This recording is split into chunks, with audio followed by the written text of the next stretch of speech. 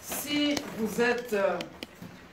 je n'oblige pas, mais je conseille toujours aux gens de s'abonner sur notre page YouTube pour suivre nos temps de prière et nos enseignements pour la gloire de Dieu.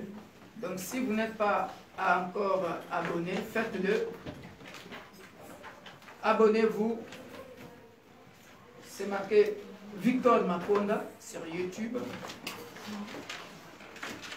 Et vous serez abondamment bénis. Ah, alléluia. Amen.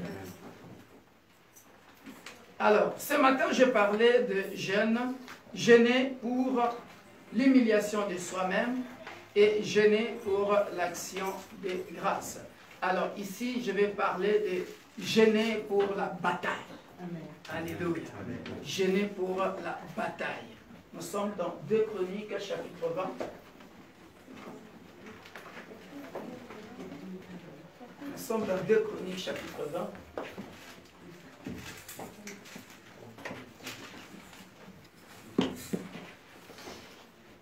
Nous sommes dans 2 Chroniques, chapitre 20. Nous lirons de versets 1 à 24 ou 25 et ça sera terminé. Et après, on passera à la Sainte Seine et à la prière. Le titre de mon message, jeûner pour la bataille. Jeûner pour la bataille. Donc, on a compris que nous pouvons jeûner pour se repentir. Nous pouvons jeûner pour faire des actions de grâce. Nous pouvons jeûner pour l'humiliation de soi. Qui ont suivi l'équipe de ce matin en ligne? Si vous avez suivi si vous avez compris quelque chose, c'était bien, n'est-ce pas? Hein? Merci pour vos encouragements. Alléluia. Jeûner pour la bataille. Bien-aimés dans le Seigneur, lorsque la bataille s'élève dans ta vie, alléluia, pour gagner la bataille, ne va pas seul. Sinon, tu en sortiras bredouille. Alléluia. Et quand tu en sortiras bredouille, c'est là que tu regretteras. Tu dis, tu diras, mais pourtant je suis chrétien. Hein? Non. Alors, être chrétien, je vous le dis clairement, être chrétien ne veut pas dire qu'on part en terrain conquis dans la bataille. Non. Non. Alléluia. Être chrétien ne veut pas dire forcément tu vas en terrain conquis. Parce que Dieu, il est saint, il faut que ceux qui s'approchent de lui soient saints. Alléluia. À chaque fois que le peuple d'Israël désobéissait, ils perdaient la bataille. Mais à chaque fois qu'ils obéissaient, ils gagnaient. Alléluia. Voilà pourquoi, bien-aimés dans le Seigneur, la Bible est claire en disant ceci. Lorsque Moïse intercédait pour le peuple d'Israël, lorsque ses mains étaient levées, alléluia, le peuple d'Israël gagnait. Alléluia. Mais lorsque les mains descendaient, pourquoi les mains étaient toujours levées? Ça veut dire quoi? Hein? Toujours dans la prière, c'est-à-dire constamment dans la présence de Dieu. Alléluia. Donc je nous ai rappelé la fois passée pourquoi nous jeûnons. C'est pour, j'avais dit, nous jeûnons, bien-aimés dans le Seigneur. Je le répète encore pour ceux qui ne le savent pas. Alléluia. Nous jeûnons pour nous consacrer à une communion plus profonde avec le Seigneur. Et nous jeûnons pour renouveler notre puissance spirituelle. Alléluia. Et j'avais dit, le jeûne et la prière vont toujours de pair. Alléluia. Le jeûne et la prière vont toujours de pair. Alléluia. C'est très important à savoir. Tu ne peux pas jeûner sans prier. Ce n'est pas la peine. C'est la grève de faim. Alléluia. Parce que jeûner, nous jeûnons rarement. Mais prier, nous pouvons prier sans cesse. Donc le peu de temps que tu jeûnes, c'est-à-dire que tu sacrifies ton corps. Alléluia. Tu te consacres. C'est pour que spirituellement que tu vibres. Alléluia. Ça, c'est très important à savoir. Alléluia. Mais après, moi, je n'ai pas encore dansé ma danse. On doit danser Kichaka-chaka. Hein? Kichaka-chaka. Hein? Ah, c'est un jour de joie. Vous avez dansé ça déjà? La danse qu'on avait dansée avec ma mère Elisabeth Ali. Hein? Kichaka-chaka. On va danser ça après. Hein? Aujourd'hui, c'est un jour de joie. Jeûnez pour la bataille. 2 Chroniques, chapitre 20. Nous allons nous lever pour honorer la parole. Nous allons lire seulement à partir de verset 3. Verset 1 jusqu'à 3. Après, je continuerai pour gagner du temps. Alléluia. Élevons nos voix et lisons.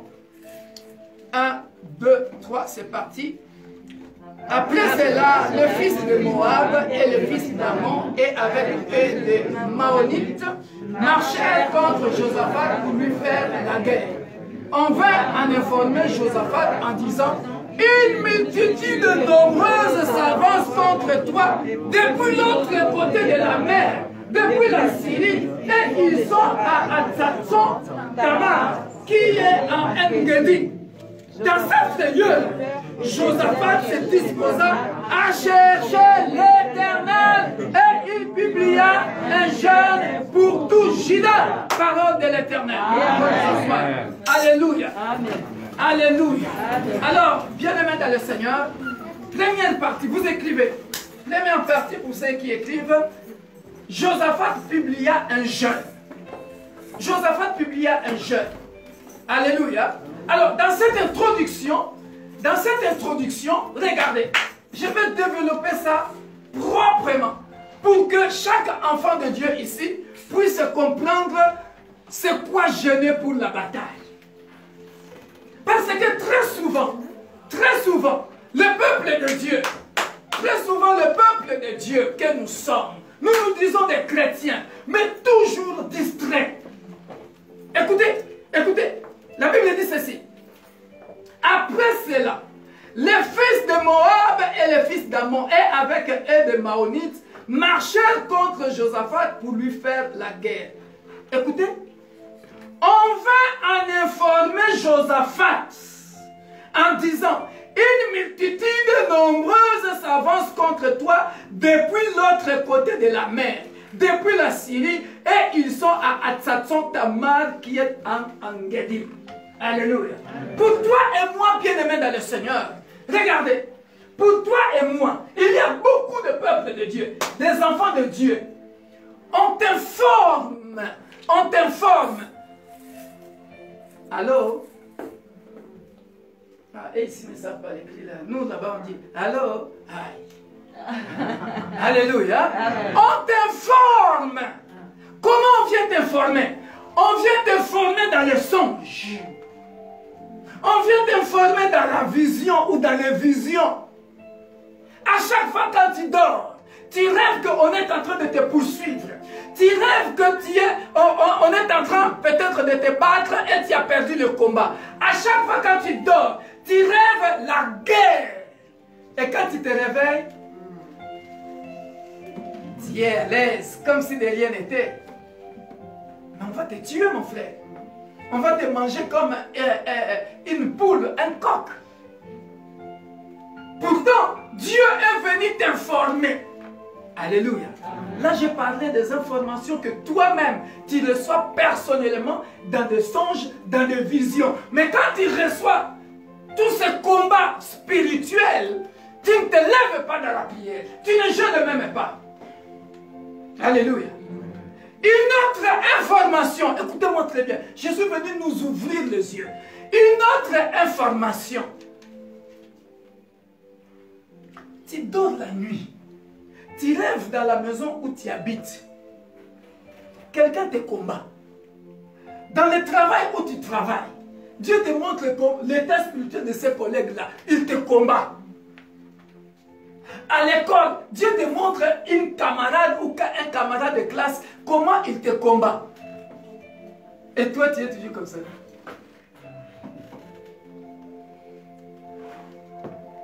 Tout ça sont des informations Pour Josaphat ici, on est venu lui informer comme ça. De bouche à l'oreille. Nous aussi, de bouche à l'oreille, on nous informe, mais nous ne faisons pas attention. Comment on nous informe de bouche à l'oreille? Moi, mon papa est déjà décédé.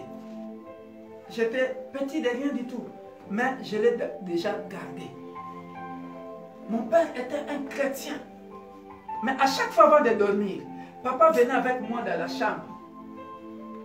Moi et mon grand frère, on priait. Moi, je connais la prière de notre Père, j'avais l'âge de 7 ans. Mais écoutez cette information que j'ai gardée jusqu'à cet âge ici.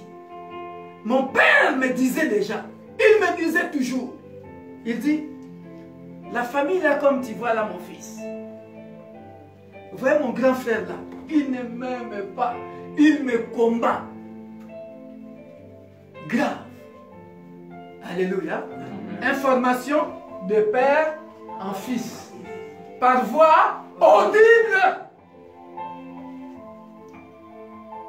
C'est ça qui se passe ici chez Josaphat. Par voix audible. Ce n'est pas que ton père est en train de t'initier dans la sorcellerie. Non. Il est en train de véhiculer l'information. Dans quel état se trouve notre famille, la famille où tu es né. Donc on peut dire, petit, comme tu es là, dans notre famille, c'est le monde de Kuba. Si tu n'es pas un homme ou une femme de prière dans cette famille, pour Bimsamutu, pour faire sortir la tête, pour réussir, c'est chaud. Donc, papa fait quoi? Un papa qui aime ses enfants, une maman qui aime ses enfants, il informe la bataille. Comme pour dire, mes enfants, un jour, je passerai. Mais sachez que le combat est rude dans cette famille. Soyez des hommes et des femmes de prière. Et toi, tu prends ta vie comme ça. Olé! Olé! Olé! Bien-aimé, la vie en elle-même, la vie en elle-même n'est pas facile. Sorcellerie ou pas sorcellerie, la vie en elle-même est un combat. Parce que Dieu, j'avais prêché ça, non? Vous avez suivi ça, non? Hein? Parce que Dieu lui-même, Dieu le Créateur, le Tout-Puissant, il dit quoi? Par rapport à l'homme qu'il a créé, sans tenir compte de la sorcellerie. Il dit quoi? Il regrette d'avoir créé l'homme. Pourquoi? Parce qu'il a dit quoi? Parce qu'il a remarqué que le cœur de l'homme est plus attaché au péché. Donc, je disais à une maman de l'église, une fois je disais, mais imagine-toi que la loi n'était pas là. Déjà, il y a la loi. Mais regarde comment l'homme se comporte. Dans l'animosité. C'est-à-dire, si on lui laissait la liberté de faire ce qu'il veut, mais il baise, excusez-moi le terme, comme il veut. Donc, c'est-à-dire, comme les chiens, enfant, papa, maman, hop là, allez. Il y en a qui le font déjà, mais la loi existe. Où est la sorcellerie dans ça? Où est la sorcellerie dans ça? C'est le cœur de l'homme qui veut marcher dans l'indépendance, c'est-à-dire que je fasse ce que je veux. C'est sentir libre. Où est la sorcellerie dans ça? Hein? C'est le monde dans lequel nous vivons. Aujourd'hui, le Saint-Esprit m'a conduit à ouvrir les yeux des gens. Je ne sais pas qu'est-ce qui va se passer après quand on va prier. Parce qu'il y a quelqu'un que Dieu m'a montré le matin, pendant que j'ai prié, qui tremblotait, qui était délivré. Une maman de l'église. Mais bien aimé dans le Seigneur, vous voyez, on vient t'informer, mais tu ne fais pas attention. Gêné pour la bataille. Et Josaphat fait quoi? Josaphat, dans sa frayeur, alléluia, quelqu'un qui est normal, quand il entend ça, mais ça lui fait peur. Ça lui fait peur. Dans sa frayeur, Josaphat se disposa à chercher l'Éternel. Et il publia un jeûne pour Juda. Alléluia. Amen. Voilà pourquoi nous avons besoin. Maman, papa, toi qui écoutes le son de ma voix, nous avons besoin d'organiser parfois le jeûne. Tu appelles tes enfants, tu appelles tes petits-enfants. Vous êtes là, vous organisez des jeûnes dans la famille. Vous priez pour briser ou pour gagner un combat dans la famille. Beaucoup ne le font pas. Regarde Josaphat, dans sa frayeur. Mais toi, on t'a informé. Dans les songes aussi, tu vois. Mais, au lieu de jeûner, tu penses que c'est gratuit. Tu penses que la vie, elle est facile. Tu réussiras seulement comme ça. Hop. Même si Dieu t'a promis qu'il te fera ceci ou cela. Mais bien aimé, avant d'y arriver, Dieu ne te montre pas les étapes par laquelle ou par lesquelles tu vas passer. Le monde est un combat. Alléluia. Voilà pourquoi nous devons jeûner pour la bataille. Regardez. Maintenant, à partir du verset 4 jusqu'à 12 que je vais lire. Alléluia. Amen. Vous allez voir ici, seuls ceux qui sont arrivés à bout d'eux-mêmes peuvent jeûner et prier. Alléluia. Voilà la phrase que je vous ai dit. Quand on lit là, j'ai dit ceci. Un homme qui jeûne et prie reconnaît sa propre impuissance. Alléluia. Un homme qui jeûne et prie reconnaît sa propre impuissance. Je disais ce matin à Lille, ne pas prier, beaucoup ne le savent pas. Ne pas prier, c'est un péché, si vous ne le saviez pas. Est-ce que vous le saviez que ne pas prier est un péché? Si. Ne pas prier, c'est un péché. Pourquoi c'est un péché? Parce que quand tu ne pries pas, cela veut dire que tu es le protecteur de toi-même. Tu es le garant de ta propre protection, c'est-à-dire tu te suffis à toi-même. Alléluia. Or, quelqu'un qui reconnaît qu'il est impuissant, faible, il doit reconnaître la grandeur du Très-Haut. Voilà ce qui lui poussera à prier, à jeûner, parce qu'il reconnaît que moi, personnellement, moi, Makonda, je ne suis rien. Quand je vois la multitude des gens qui me combattent, alléluia, c'est ça que Josaphat est en train de dire. Ils sont nombreux contre toi, Josaphat. Ils ont traversé la Syrie. Les autres sont de l'autre côté de la mer. Mais qu'est-ce que Josaphat a fait? Il est tout seul. Et c'est ça notre vie sur terre. C'est ça notre vie sur terre, bien-aimé. Alléluia. Juda s'assembla pour invoquer l'Éternel. Et l'on vint de toutes les villes de Juda pour chercher l'Éternel. Vous voyez ça? Josaphat se présenta au milieu de l'assemblée de Juda et de Jérusalem dans la maison de l'Éternel devant le nouveau parvis. Et il dit, Éternel Dieu de nos pères, n'es-tu pas Dieu dans les cieux? Et n'est-ce pas toi qui domines sur tous les royaumes des nations? N'est-ce pas toi qui a à main la force et la puissance, à qui nul ne peut résister? Alléluia. Hein? Ici, nous voyons bien qu'il est en train de reconnaître son impuissance. Il est en train de reconnaître son impuissance.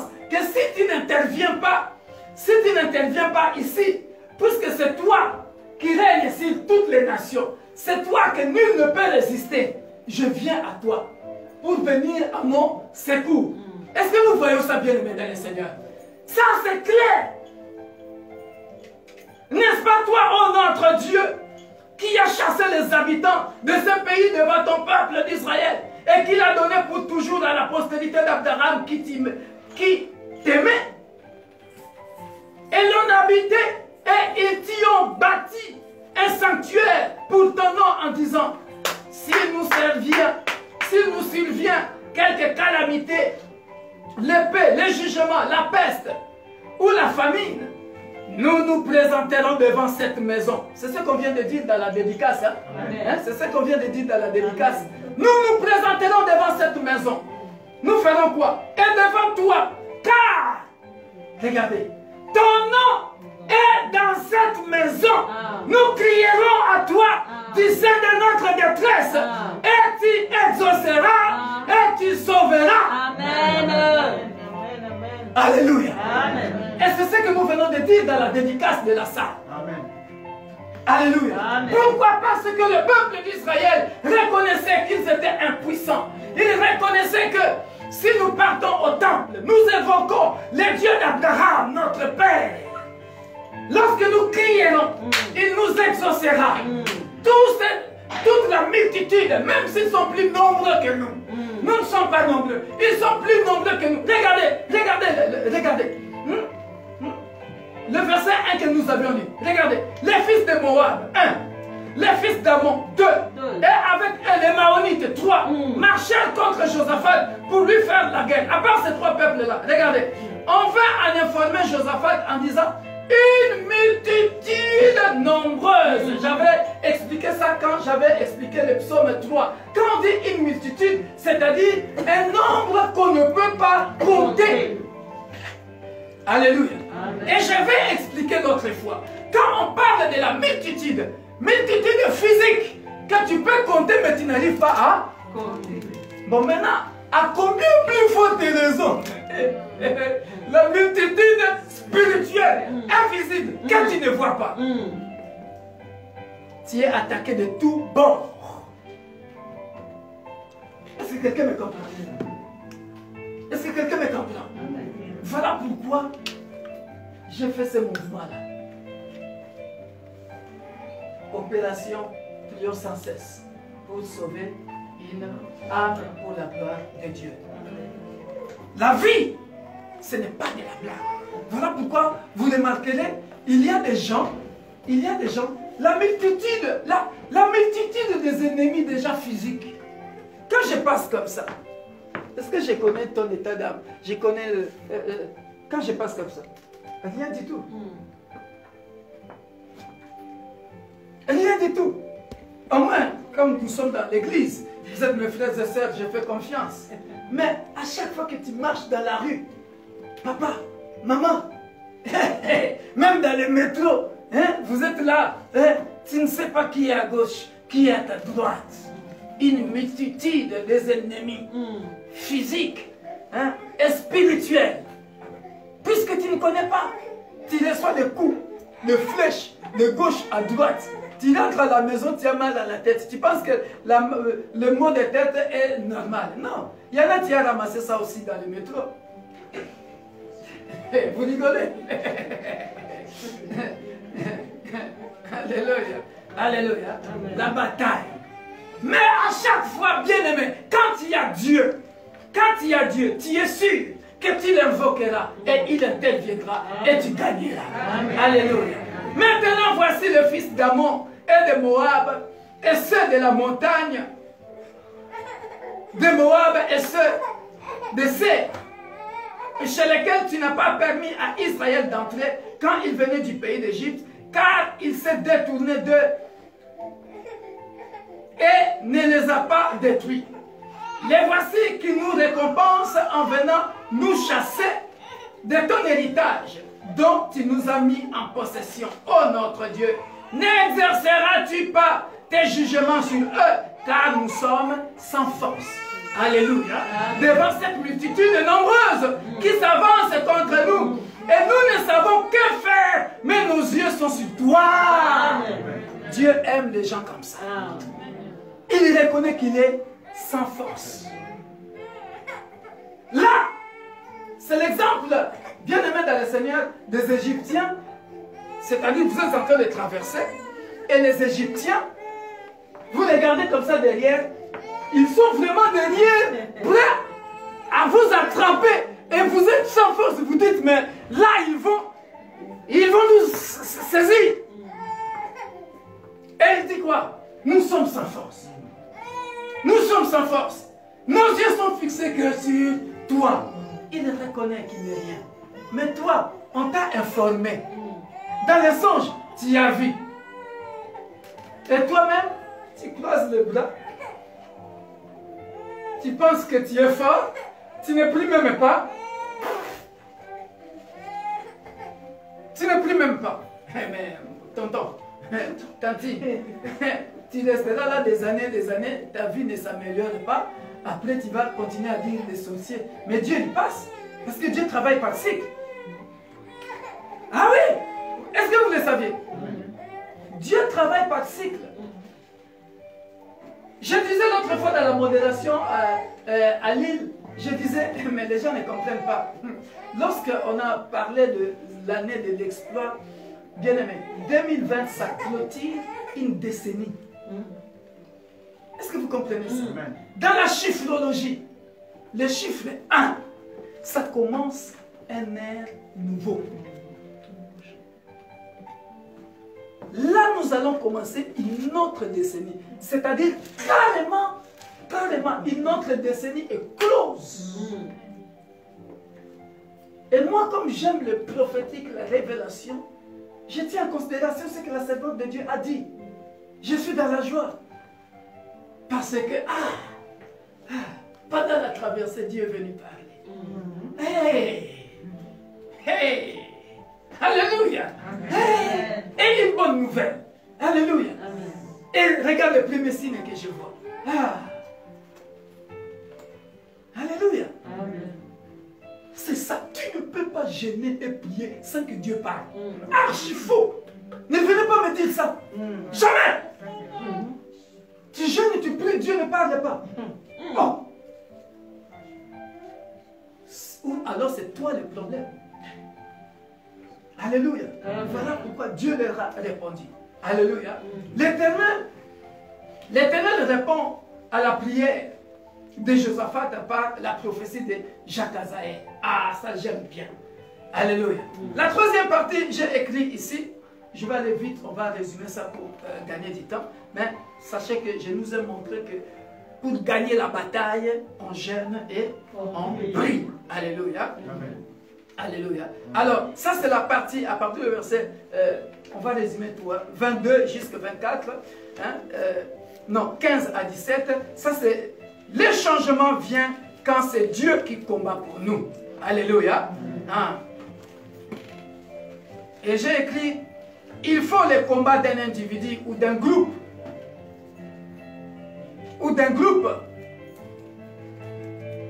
Change de main, que ça devienne le combat de Dieu. Alléluia. Qu'est-ce que je veux dire par là, bien-aimé dans le Seigneur? Cela veut dire tout simplement, quand tu combats tout seul, alléluia, arrête. Associe Dieu dans ton combat. Alléluia. Il faut que le combat change de main. Alléluia. Parce que déjà toi, vous savez que on est des humains. Tu peux jeûner, tu peux prier, tu peux jeûner, tu peux prier. J'ai beaucoup des enfants dans la foi qui m'appellent d'autres pays. Papa, j'ai jeûné, j'ai prié, je suis fatigué. Que dois-je faire encore? Alléluia. Et vous savez, quelle est ma réponse? J'ai dit, prie encore. Priez sans cesse. Alléluia. Vous savez, il y a des prières on appelle ça, tu es à bout de souffle. C'est-à-dire, maintenant, tu avais crié, tu as fini de crier, tu n'as plus de voix. Maintenant, ça devient la prière du fond de cœur. C'est-à-dire, tu fermes les yeux, tu es même fatigué, tu parles. Hein? Mais tu parles avec ta prière. Seigneur. Alléluia. Et Dieu voit ça. Amen. Est-ce que je parle à quelqu'un? C'est ce qui est arrivé au peuple d'Israël. Parce que les ennemis sont plus nombreux qu'eux. Et ils sont là maintenant, face à face. Papa, nous n'avons plus de force. La Bible dit quoi? Alors l'Esprit de l'Éternel saisit au milieu de l'assemblée Jacaziel. Alléluia. Est-ce qu'il y a des Jacaziel ici? Est-ce qu'il y a des Jacaziel ici? Amen. Ben oui. Mais la sœur qui nous a ramené la prophétie, c'est une Jacaziel. Bien que si c'est un homme. Hein? C'est un Jacaziel. Alléluia. Fils de Zacharie, fils de Benaja, fils de Jaël, fils de Matania, lévite d'entre les fils d'Azaph. Alléluia. Ah, là maintenant les combats changent. Et Josaphat dit, soyez attentifs tout Juda et habitants de Jérusalem. Et toi, roi Josaphat. Alléluia. C'est comme pour dire, viens, chérie. Vite. On va faire cette démonstration pour une bonne compréhension. Alléluia. C'est comme notre Jacaziel est là. Il ne s'agit plus d'Israël. Il s'agit de l'église universelle de Dieu, l'église pour tous. Toi qui es là ce soir, cet après-midi, Jacaziel est là et en train de dire, peuple de Dieu, écoutez, l'Esprit de Dieu m'a dit, j'ai un message pour l'église et pour les pasteurs. Et elle nous a lu ça. C'est ce qui se passe ici. J'aime bien mettre les choses théoriques dans la pratique pour que les gens qui ne comprennent pas puissent arriver à comprendre. Voilà pourquoi je fais cette illustration. Ici pour le peuple d'Israël, il dit, ne craignez point et ne vous effrayez point devant cette multitude nombreuse, car ce ne sera pas vous qui combattrez, ce sera Dieu. Amen. Quel silence! On avait peur. Maintenant, on est assuré parce qu'on sait que Dieu est avec nous. Amen. Alléluia. Amen. C'est comme le message que Jacaziel, on va changer de nom, nous a donné, bien-aimés dans le Seigneur. Amen. Peuple de l'église universelle de Dieu. Si vous obéissez, je vous donnerai des terres. Amen. Je ferai de cette église une grande église. Amen. Je vous donnerai au-delà. Et Dieu s'est souvenu de son serviteur, pasteur Victor Makonda. Alléluia. Amen. Alléluia. Le message est clair. Vraiment, ce message est prophétique. Hein?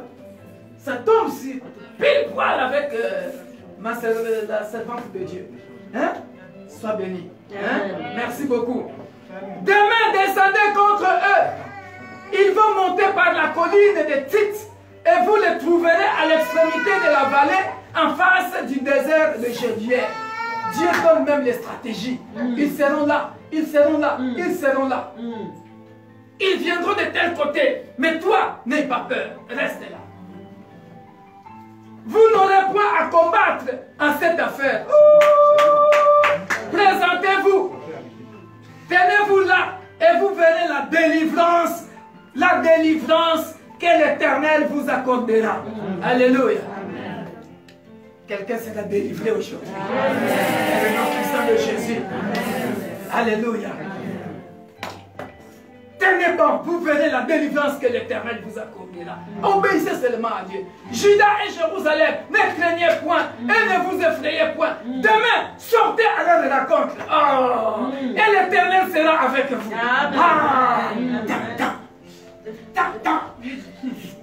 Avec leurs chars, ils sont là, face à face maintenant. Mais nous savons que l'Éternel est de notre côté. Alléluia. Amen. Alléluia. Amen. Et ça revient, bien aimé dans le Seigneur. Aimez Jésus-Christ de Nazareth. Vous savez comment on a eu cette salle? Ben c'est pareil. N'est-ce pas, Papa Samy? Dieu nous a donné les instructions. Il a dit, donnez ce passage, cette prière à l'église. J'ai appelé la responsable d'intercession. J'ai appelé Papa Samy. On a fait cette prière-là. Dans une semaine, Maman Marie-France appelle et on a trouvé ici. Dans une semaine. Pendant qu'on était inquiets, on avait la frayeur. Ne vous effrayez pas. Demain, appelez. Demain, appelez. Quand je suis avec vous, et on a appelé la victoire. La victoire. Alléluia. Josaphat s'inclina, les visages contre terre, et tout Juda et les habitants de Jérusalem tombèrent devant l'Éternel pour l'adorer. Visage contre terre. Il y a des prières, tu es là, tu fais comme ça. Visage contre terre. Tu commences à parler en langue. Tu commences à parler en langue. Tu finis. Hein? Quand tu vas te lever comme ça, là, hein? La sueur là qui tombe là représente déjà la victoire. Amen. Parce que ce sont des prières tellement charismatiques que ça bouge le monde des ténèbres. Que ton ennemi, quand il te regarde comme ça, il voit la face de Moïse que le peuple d'Israël ne pouvait pas voir. Tellement une prière, imbibée de la prière, imbibée de jeûne, imbibée. Alléluia.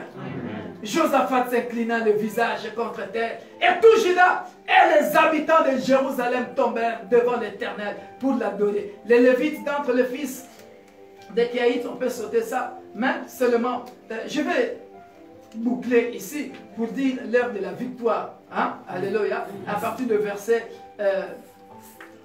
21 jusqu'à 24. Mais je commence à partir du verset 22. Alléluia.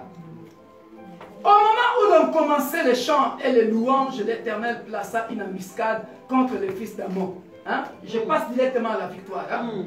Contre les fils d'Amon, contre et de Moab, et ceux de la montagne de Seir, qui étaient venus contre Juda. Et ils furent quoi? Battus. Les fils d'Amon et de Moab se jetèrent sur les habitants de la montagne de Seir pour les dévouer par interdit et les exterminer. Et quand ils en eurent fini avec les habitants de Seir, ils cédèrent les uns les autres à se détruire. C'est-à-dire, regardez, nous sommes des ennemis. On était partis combattre contre Juda. Alléluia. On nous a battus. Et maintenant, dans notre camp, les ennemis hein, qu'on a battus, hein, on commence à se battre nous-mêmes. Hein, voilà. Voilà. Je t'aide à mourir. Hein? Quelle débandade. Alléluia. Non, mais c'est pas moi qui ai écrit ça. C'est que cédèrent. Ils cédèrent les uns les autres à se détruire. Lorsque Juda fut arrivé sur la hauteur d'où l'on aperçoit le désert, ils regardèrent du côté de la multitude et voici, c'était des cadavres étendus à terre et personne n'avait échappé. Josaphat et son peuple allèrent prendre leurs dépouilles. Ils trouvèrent parmi les cadavres d'abondantes richesses et des objets précieux. Et ils enlevèrent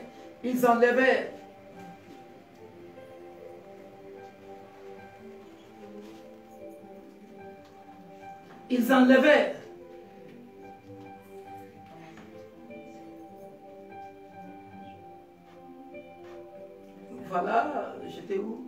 Dans le 25. Voilà. Ils trouvèrent parmi les cadavres d'abondantes richesses et des objets précieux. Et ils en enlevèrent tant qu'ils ne purent tout emporter. Ils mirent 3 jours au pillage du butin, car il était considérable. Alléluia. Amen. Je déclare et je confesse. Amen. Je m'adresse à quelqu'un. Je parle à quelqu'un. Tu vas piller le butin de tes ennemis. Amen. Au nom puissant de Jésus. Amen. Quand je parle de butin de tes ennemis, c'est-à-dire tous les calvaires qu'ils t'ont fait passer, ça va retourner à l'expéditeur. Ils vont passer par là. Si c'était la maladie qu'ils t'avaient envoyée, ça va te retourner contre eux et toi tu seras en bonne santé.